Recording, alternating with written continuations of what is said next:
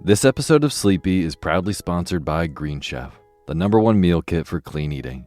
It's summer, and I absolutely love summer. The longer days, the warm light, the way everything just seems to kind of slow down, but there's still a lot going on. It makes me want to eat fresh, simple meals that really help me feel good. Well, Green Chef makes that easy. Their meal kits are full of fresh, organic, seasonal products and 100% responsibly sourced proteins, crafted into delicious recipes that support the way you want to feel. Whether you're gluten-free, plant-based, high-protein, or just trying to eat a little bit more mindfully, Green Chef has over 80 meal options every week to choose from, including new recipes designed for gut and brain health too. I recently made their chicken with lemon cream recipe, and it was so delicious. With sauteed greens and jasmine rice, just nourishing, light, simple, exactly what I want on a bright summer day to make me feel good. Green Chef even has quick salads, smoothies, and breakfasts, so whatever time of the day, there's something ready to support your summer rhythm easily. Make this summer your healthiest yet with Green Chef. Head to greenchef.com/50sleepy and use code 50sleepy to get 50% off your first month, then 20% off for 2 months with free shipping.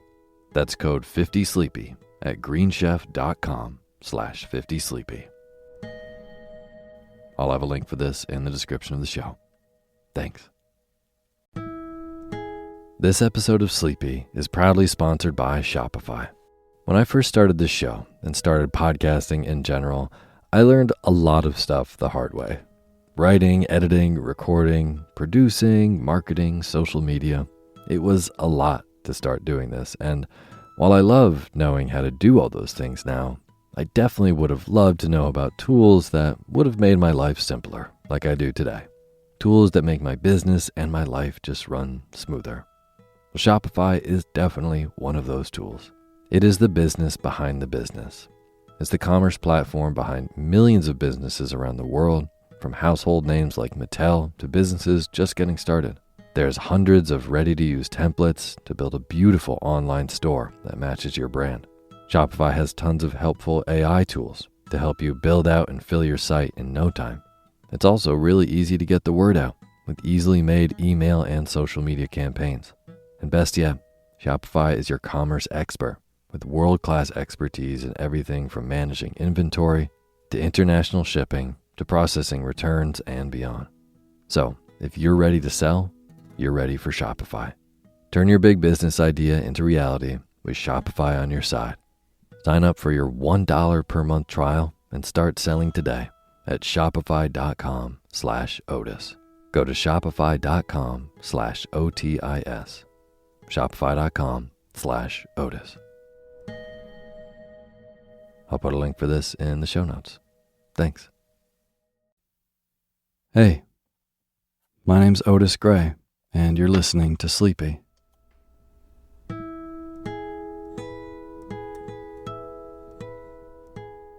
A podcast where I read old books to help you get to sleep. And this is a midweek short story for you. Well, if you're hearing this, I am still in Alaska, recording this ahead of time, and I'll be deep in the wilderness. So I found it appropriate to read this beautiful short story by an author we haven't heard in the show before that I really loved. And before we get to this bedtime reading, I just want to profoundly thank all of our patrons on patreon.com. You are incredible. Thank you. Thank you so much. And for anyone who doesn't know, Patreon is this really great site where you can go and directly support the people who make the stuff that you like in exchange for cool perks. So if you want to be a part of making this show, maybe it's helped you get a better night's rest, then you can go to patreon.com/sleepyradio and donate even $1. $1 really goes a long way. At $2 a month, you get access to the ad-free version of Sleepy, and at $5, you get access to our poetry feed. But again, even $1 means a lot, and no matter how much you give, I'll read your name in the opening credits of our next Sunday show after you do. So again, If you want to directly be a part of making this show, you can go to patreon.com/sleepyradio. Thank you. And as always, the music you're hearing is by my good friend James Lepkowski, and the cover art for Sleepy is by Gracie Kanan.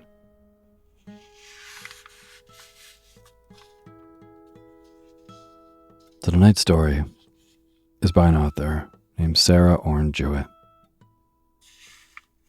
This is such a lovely story, and it was first published in 1886. I really enjoyed reading this. It is just so gushingly poetic and beautiful. Kind of a little bit more of a mature version of Wind in the Willows, maybe, in just how it reads. But it's so serene and gentle, while having some real energy behind it. That said, I read it with very low energy, so I hope you don't actually listen to the full story, but if you do, I hope you liked it as much as I did. Anyways, that's enough of me yapping. Without further ado, tonight, this story, A White Heron by Sarah Orne Jewett. And now is the time for you to fluff up your pillow just how you like it. Feel yourself melt into your bed. Get real comfortable. Close your eyes and let me read to you.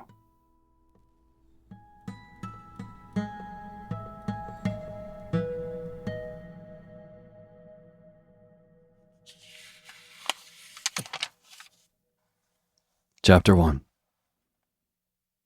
The woods were already filled with shadows one June evening, just before 8 o'clock, though a bright sunset still glimmered faintly among the trunks of the trees. A little girl was driving home her cow, a plodding, dilatory, provoking creature in her behavior, but a valued companion for all that. They were going away from whatever light there was, and striking deep into the woods, but their feet were familiar with the path, and it was no matter whether their eyes could see or not. There was hardly a night this summer, though, when the old cow could not be found waiting at the pasture bars. On the contrary, it was her greatest pleasure to hide herself away among the huckleberry bushes, and though she wore a loud bell, she had made the discovery that if one stood perfectly still, it would not ring. So Sylvia had to hunt for her until she found her, and called, "Go, go," and never an answering moo, until her childish patience was quite spent. If the creature had not given good milk, and plenty of it, the case would have seemed very different to her owners. Besides, Sylvia had all the time there was, and very little use to make of it. Sometimes in pleasant weather, it was a consolation to look upon the cow's pranks as an intelligent attempt to play hide and seek, and as the child had no playmates, she lent herself to this amusement with a good deal of zest. Though this chase had been so long that the unwary animal herself had given an unusual signal of her whereabouts, Sylvia had only laughed when she came upon Mistress Mooley at the swamp side, and urged her affectionately homeward with a twig of birch leaves. The old cow was not inclined to wander farther. She even turned in the right direction for once, as they left the pasture, and stepped along the road at a good pace. She was quite ready to be milked now, and seldom stopped to browse. Sylvia wondered what her grandmother would say, because they were so late. It was a great while since she had left home at 5:30 o'clock, but everybody knew the difficulty of making this errand a short one. Mrs. Tilly had chased the horned torment too many summer evenings herself to blame anyone else for the lingering, and was only thankful as she waited that she had Sylvia nowadays to give such valuable assistance. The good woman suspected that Sylvia loitered occasionally on her own account. There never was such a child for straying about out of doors since the world was made. Everybody said that it was a good change for a little maid who had tried to grow for 8 years in a crowded manufacturing town But as for Sylvia herself, it seemed as if she had never been alive at all before she came to live at the farm. She thought often with wistful compassion of a wretched geranium that belonged to a town neighbor. Afraid of folks, old Mrs. Tilley said to herself with a smile, after she had made the unlikely choice of Sylvia from her daughter's house full of children and was returning to the farm. Afraid of folks, they said. I guess she won't be troubled, no, Gray, with them up at the old place. When they reached the door of the lonely house and stopped to unlock it, and the cat came to purr loudly and rub against them, a deserted cat indeed, but fat with young robins, Sylvia whispered that this was a beautiful place to live in, and she never should wish to go home. The companions followed the shady wood road, the cow taking slow steps and the child very fast ones. The cow stopped long at the brook to drink, as if the pasture were not half a swamp, and Sylvia stood still and waited, letting her bare feet cool themselves in the shoal water, while the great twilight moths struck softly against her. She waited on through the brook as the cow moved away, and listened to the thrushes with a heart that beat fast with pleasure. There was a stirring in the great boughs overhead. They were full of little birds and beasts that seemed to be wide awake and going about their world, or else saying good night to each other in sleepy twitters. Sylvia herself felt sleepy as she walked along. However, it was not much farther to the house, and the air was soft and sweet. She was not often in the woods so late as this, and it made her feel as if she were part of the gray shadows and the moving leaves. She was just thinking how long it seemed since she first came to the farm a year ago, and wondering if everything went on in the noisy town just the same as when she was there. The thought of the great red-faced boy who used to chase and frighten her made her hurry along the path to escape from the shadow of the trees. Suddenly, this little woods girl is horror-stricken to hear a clear whistle not very far away. Not a bird's whistle, which would have a sort of friendliness, but a boy's whistle, determined and somewhat aggressive. Sylvia left the cow to whatever sad fate might await her, and stepped discreetly aside into the bushes, but she was just too late. The enemy had discovered her, and called out in a very cheerful and persuasive tone, "Hello, little girl. How far is it to the road?" And trembling, Sylvia answered almost inaudibly, "A good ways." She did not dare to look boldly at the tall young man who carried a gun over his shoulder, but she came out of her bush and again followed the cow while he walked alongside.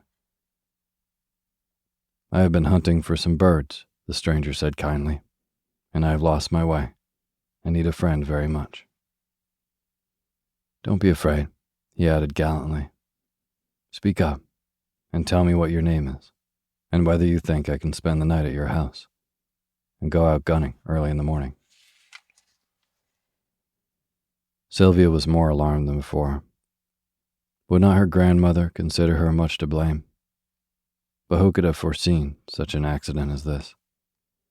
It did not seem to be her fault, and she hung her head as if the stem of it were broken, but managed to answer, "Sylvie," with much effort when her companion again asked her name. Mrs. Tilley was standing in the doorway when the trio came into view. The cow gave a loud moo by way of explanation. "Yes, you'd better speak up for yourself, you old trial. Where'd she tucked herself away this time, Sylvie?" But Sylvia kept an awed silence. She knew by instinct that her grandmother did not comprehend the gravity of the situation. She must be mistaking the stranger for one of the farmer lads of the region. The young man stood his gun beside the door and dropped a lumpy game bag beside it. Then he bade Mrs. Tilley good evening and repeated his wayfarer's story and asked if he could have a night's lodging. "Put me anywhere you like," he said. I must be off early in the morning, before day, but I am very hungry indeed. You can give me some milk at any rate. That's plain." "Dear sakes, yes," responded the hostess, whose long slumbering hospitality seemed to be easily awakened. "You might fare better if you went out to the main road a mile or so, but you're welcome to what we've got. I'll milk right off, and you make yourself at home. You can sleep on husks or feathers," she proffered graciously. "I raise them all myself. There's good pasturing for geese just below here, towards the mash. Now step round and set a plate for the gentleman, Sylvia." And Sylvia promptly stepped. She was glad to have something to do, and she was hungry herself. It was a surprise to find so clean and comfortable a little dwelling in this New England wilderness. The young man had known the horrors of its most primitive housekeeping and the dreary squalor of that level of society which does not rebel at the companionship of hens. This was the best thrift of an old-fashioned farmstead, though on such a small scale that it seemed like a hermitage. He listened eagerly to the old woman's quaint talk. He watched Sylvia's pale face and shining gray eyes with ever-growing enthusiasm, and insisted that this was the best supper he had eaten for a month. And afterward, the new-made friends sat down in the doorway together while the moon came up. Soon it would be berry time, and Sylvia was a great help at picking. The cow was a good milker, though a plaguey thing to keep track of. The hostess gossiped frankly, adding presently that she had buried 4 children, so Sylvia's mother and a son, who might be dead, in California, were all the children she had left. "Dan, my boy, was a great hand to go gunning," she explained sadly. "I never wanted for partridges or gray squirrels while he was at home. He's been a great wanderer, I expect, and he's no hand to write letters. There, I don't blame him. I'd have seen the world myself, if it had been so I could." "Sylvie takes after him," the grandmother continued affectionately, after a minute's pause. "There ain't a foot of ground she don't know her way over, and the wild creatures counts her one of themselves. Squirrels she'll tame to come feed right out of her hands, and all sorts of birds. Last winter she got the jaybirds to banging here. I believe she'd have scanted herself to her own meals to have plenty to throw out amongst them, if I hadn't kept watch. Anything but crows, I tell her. I'm willing to help support. Though Dan, he had tamed one of 'em, that did seem to have reason same as folks. I was round here a good spell after he went away. Dan and his father, they didn't hitch, and he never held up his head again after Dan had dared him and gone off." The guest did not notice this hint of family sorrows in his eager interest in something else. "So Sylvie knows all about birds, does she?" he exclaimed, as he looked round at the little girl who sat, very demure but increasingly sleepy at the moonlight. "I am making a collection of birds myself. I have been at it ever since I was a boy," Mrs. Tilley smiled. "There are 2 or 3 very rare ones I have been hunting for these 5 years. I mean to get them on my own ground, if they can be found." "Do you cage 'em up?" asked Mrs. Tilley doubtfully, in response to this enthusiastic announcement. "Oh, no. They're stuffed and preserved. Dozens and dozens of 'em," said the ornithologist, "and I've shot or snared every one myself. I caught a glimpse of a white heron a few miles from here on Saturday, and I have followed it in this direction. They've never been found in this district at all. The little white heron, that is." And he turned again to look at Sylvia with the hope of discovering that the rare bird was one of her acquaintances. But Sylvia was watching a hop-toad in the narrow footpath. "You would know the heron if you saw it," the stranger continued eagerly. "A queer, tall, white bird with soft feathers and long, thin legs. And it would have a nest, perhaps, in the top of a high tree, made of sticks, something like a hawk's nest."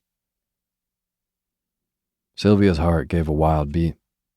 She knew that strange white bird, and had once stolen softly near where it stood in some bright green swamp grass, away over at the other side of the woods.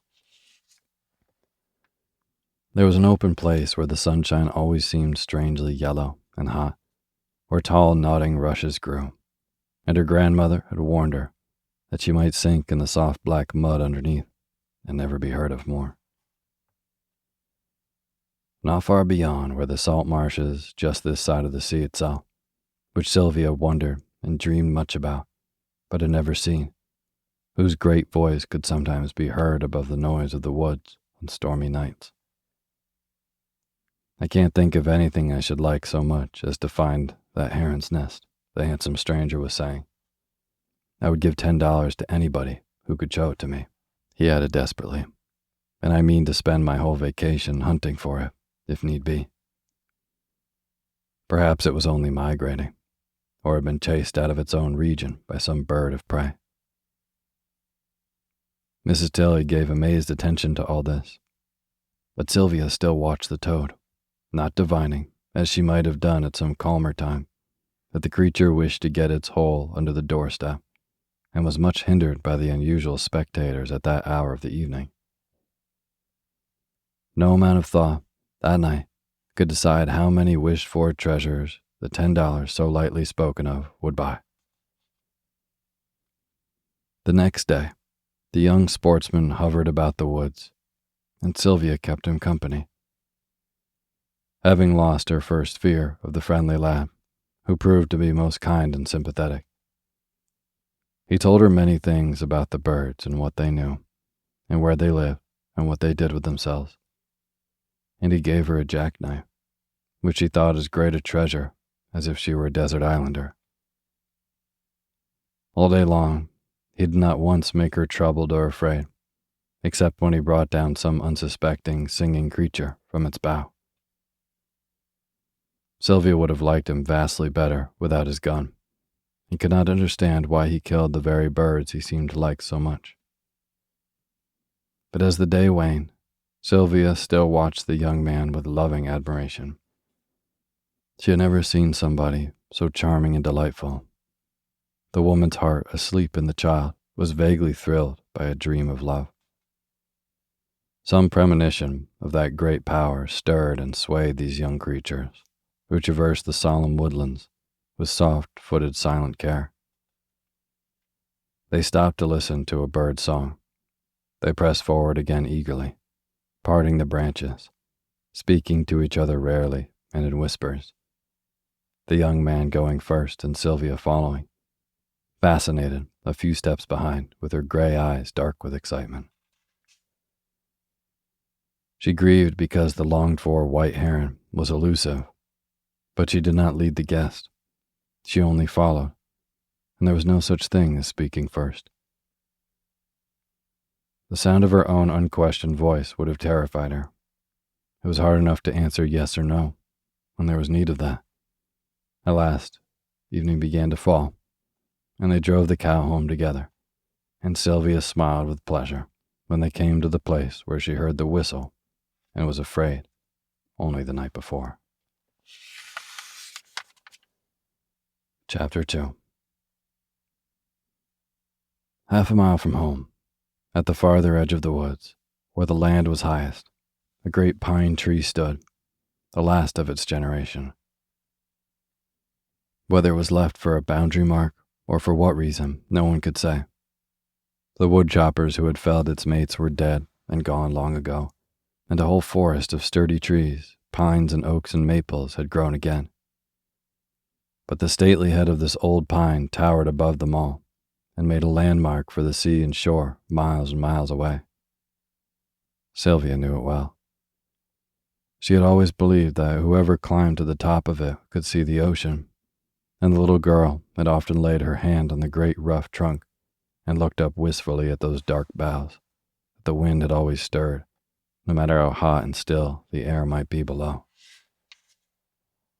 Now she thought of the tree with a new excitement, for why, if one climbed it at break of day, could not see all the world and easily discover from whence the white heron flew and mark the place and find the hidden nest? What a spirit of adventure.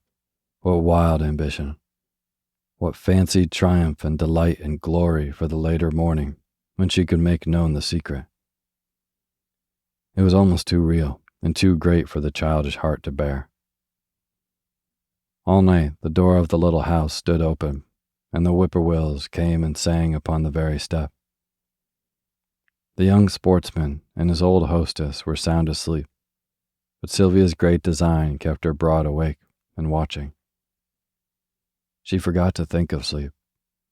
The short summer night seemed as long as the winter darkness, and at last when the whippoorwills ceased, and she was afraid the morning would after all come too soon, she stole out of the house and followed the pasture through the woods, hastening toward the open ground beyond, listening with a sense of comfort and companionship to the drowsy twitter of a half-awakened bird whose perch she had jarred in passing.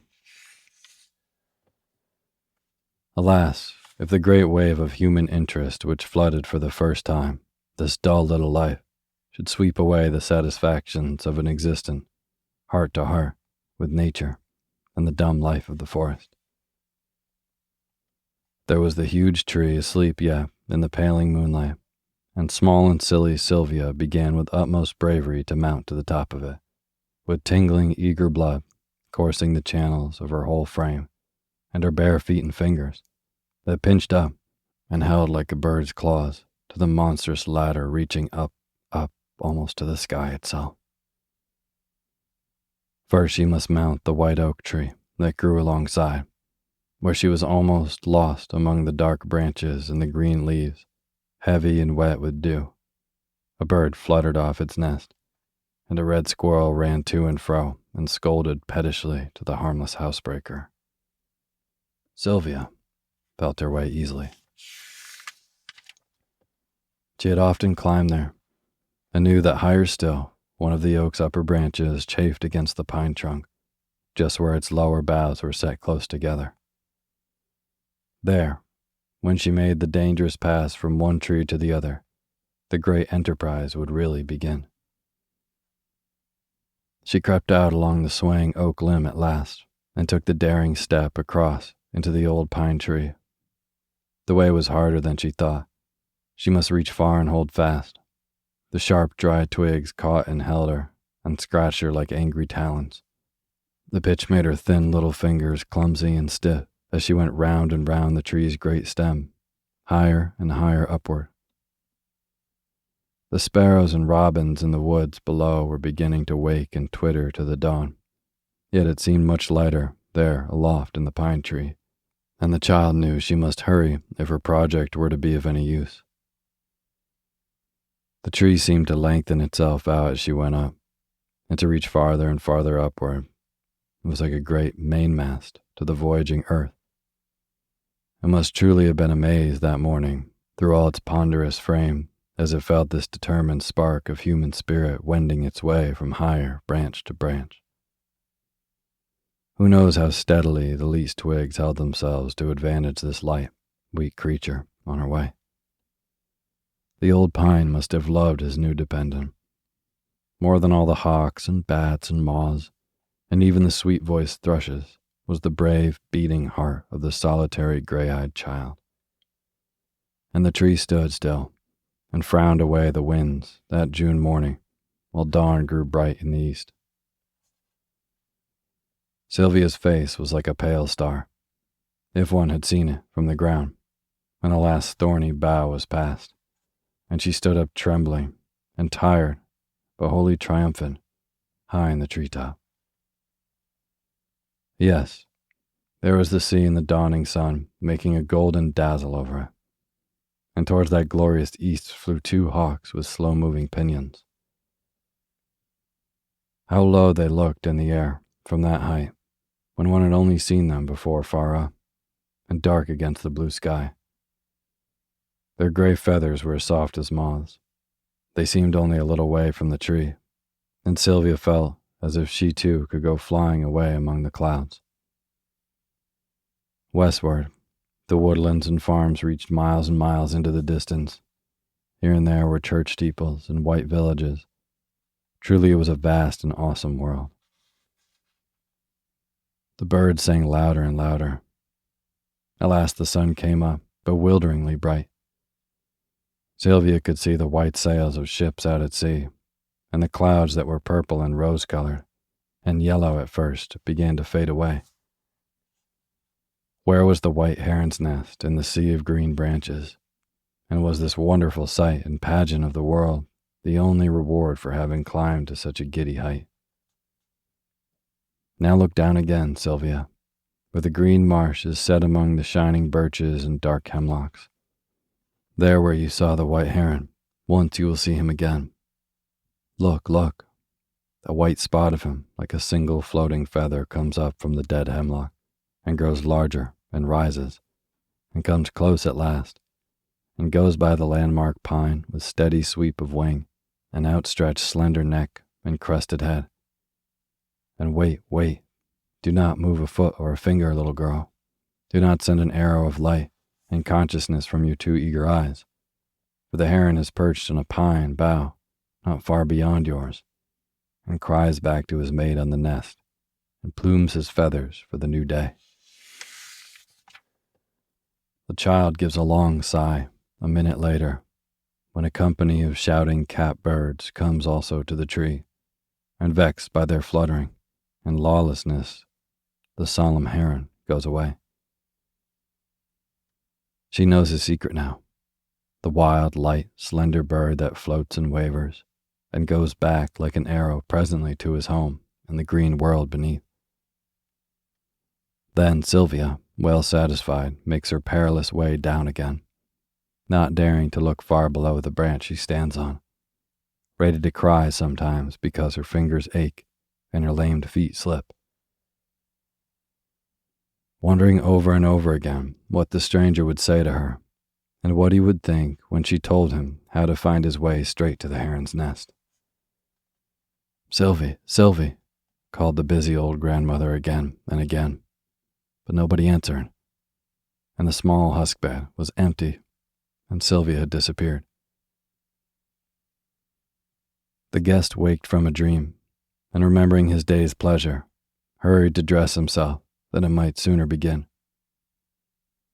He was sure from the way the shy little girl looked once or twice yesterday that she had at last seen the white heron, and now she must really be made to tell. Here she comes now, paler than ever, and her worn old frock is torn and tattered and smeared with pine pitch. The grandmother and the sportsman stand in the door together and question her, and the splendid moment has come to speak of the dead hemlock tree by the green marsh. But Sylvia does not speak after all, though the old grandmother fretfully rebukes her, and the young man's kind, appealing eyes are looking straight in her own. He can make them rich with money. He has promised it, and they are poor now. He is so well worth making happy, and he waits to hear the story she can tell. No, she must keep silence.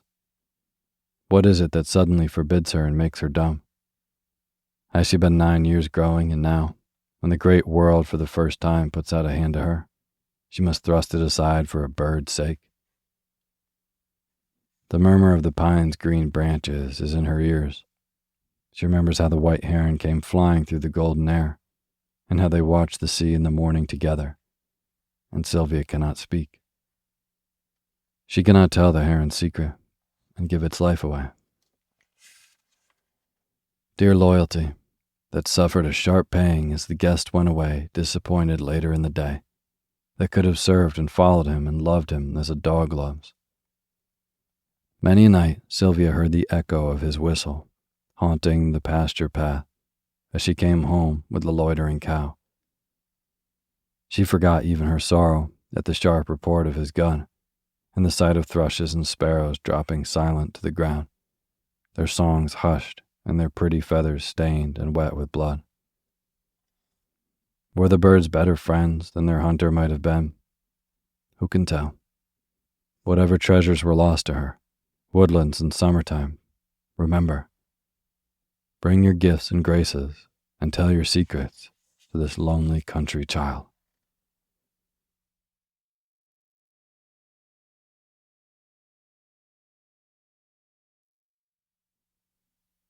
Thank you for listening to Sleepy.